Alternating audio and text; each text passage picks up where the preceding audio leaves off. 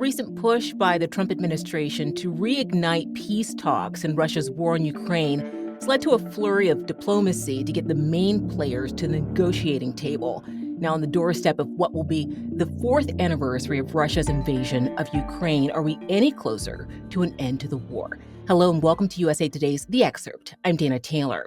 The Trump administration's 28-point peace plan leaked last month has been widely criticized for masquerading as a compromise while essentially repackaging the Kremlin's long-standing demands, limiting Western powers, ceding territory not yet gained on the ground, limiting the size of Ukraine's military, and ruling out future NATO membership. The only carrot for Ukraine, an end to the war. Where do negotiations stand today? And more importantly, what will it take to encourage both sides to find common ground? Here to help me dig into all of it is USA Today White House correspondent Francesca Chambers. Thanks so much for joining me, Francesca. Oh, it's so great to be back. Thank you.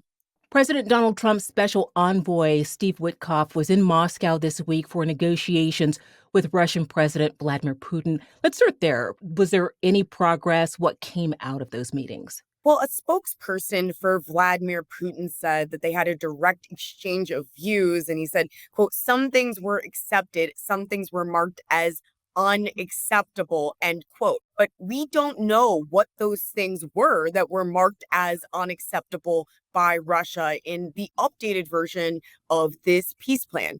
We haven't seen, at least publicly, what this peace plan actually says since it was revised following that initial leak that you referred to, which, by the way, USA Today was one of the outlets that had obtained that original 28-point peace plan at that time.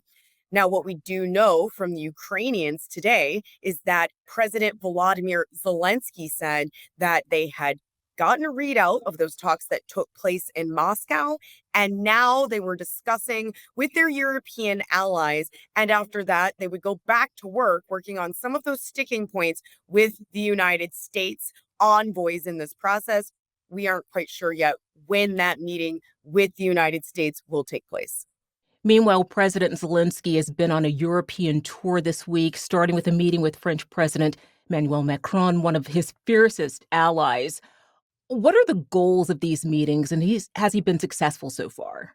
Well, following that meeting, Zelensky said that this revised peace plan looks better than it did when he originally saw it. But in talking with the Europeans, I mean, part of this is because some of what was in the president's plan involves the Europeans. One of the things that it said was that Ukraine would have the opportunity to join the European Union. But that's a decision for the European Union to make.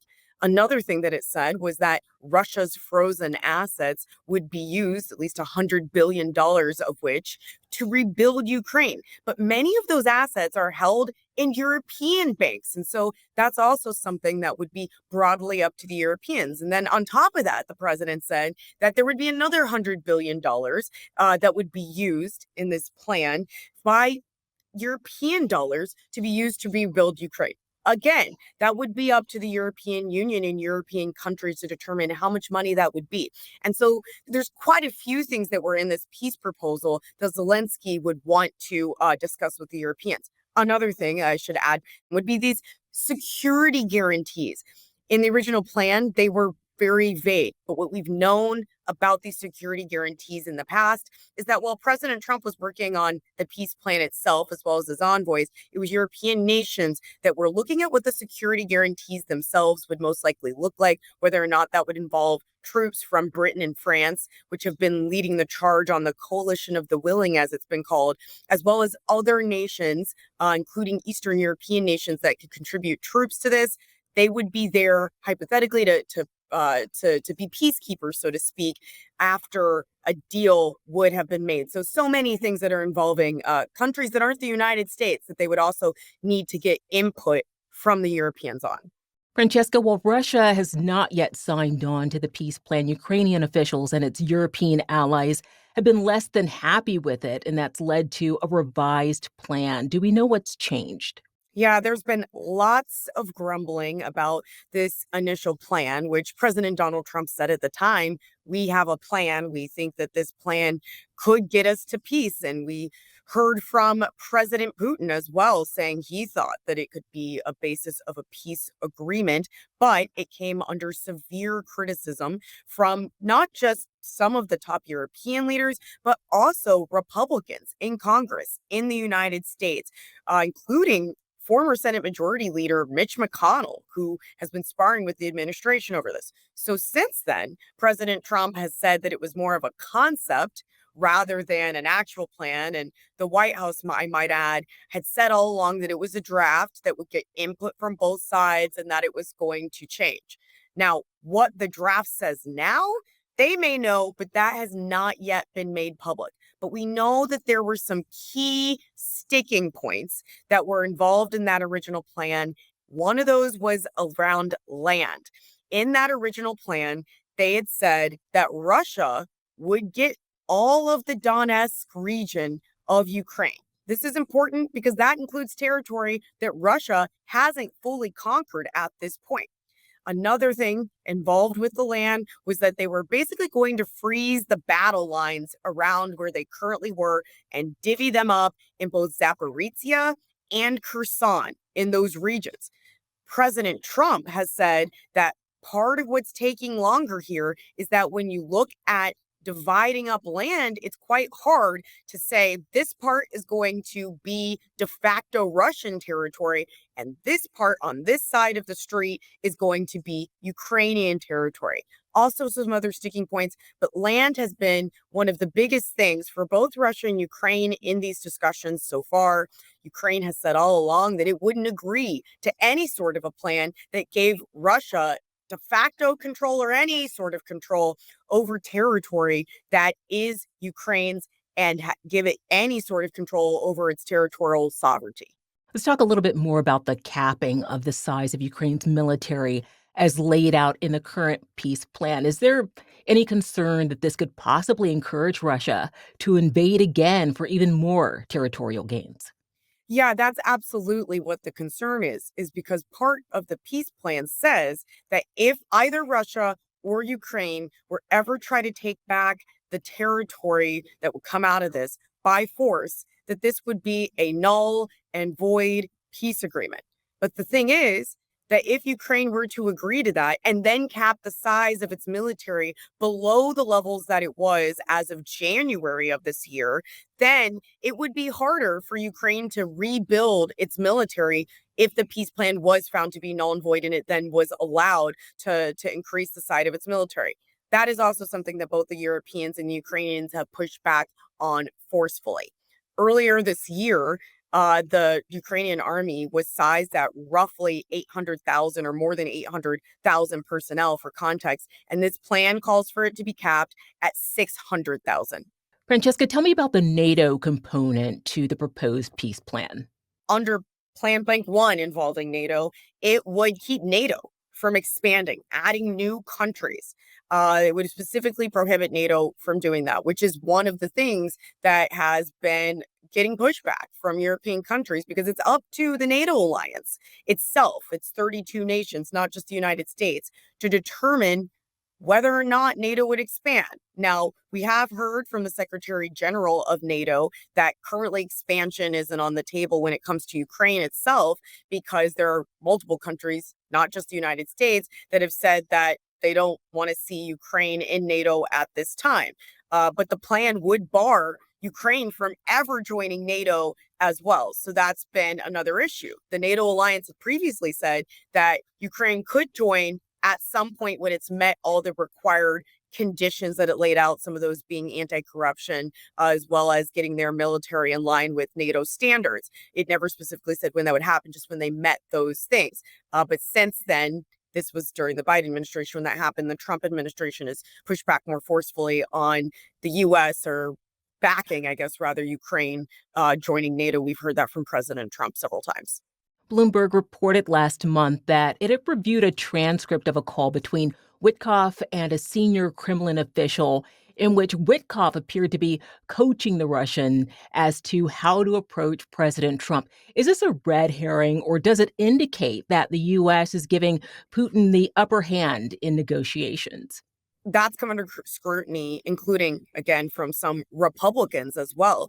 Steve Witkoff's job in this was to talk to the Russians. The president originally had a special envoy for the Russia and Ukraine conflict, but then he whittled that down to that special envoy, Keith Kellogg, just talking to Ukraine, whereas Steve Witkoff was the one who's largely been handling Putin. He's been to Russia to either meet with him or meet with Putin at other points or Russians at other points over the last few months, multiple times, in addition to this trip that he made to Moscow earlier in the week. So he has primarily been handling that relationship. We know that he met with Kirill Dmitriev, who is essentially the special envoy for Russia for economic investment, prior to this revised plan being put forward.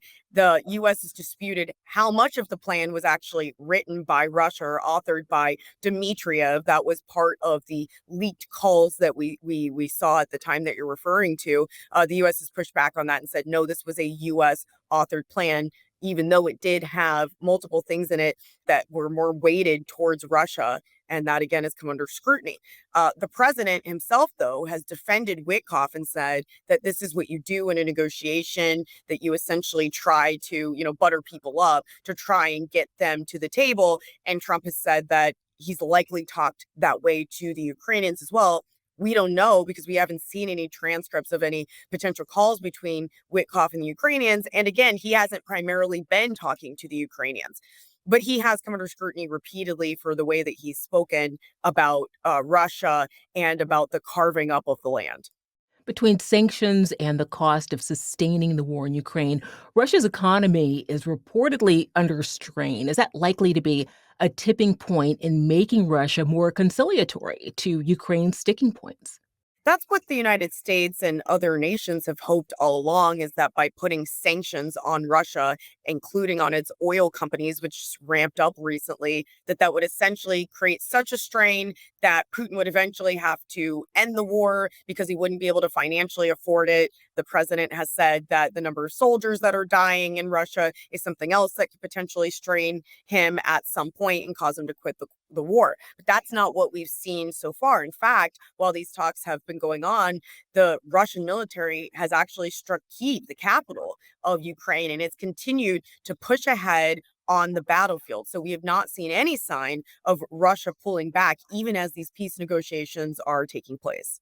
Francesca, I want to bring this back to President Trump and his oft-repeated campaign promise to end the war on day one. He spoke again about the war at a cabinet meeting earlier this week. Let's give a listen. As you know, we have a problem with a war that our people are trying to settle now with Russia and Ukraine.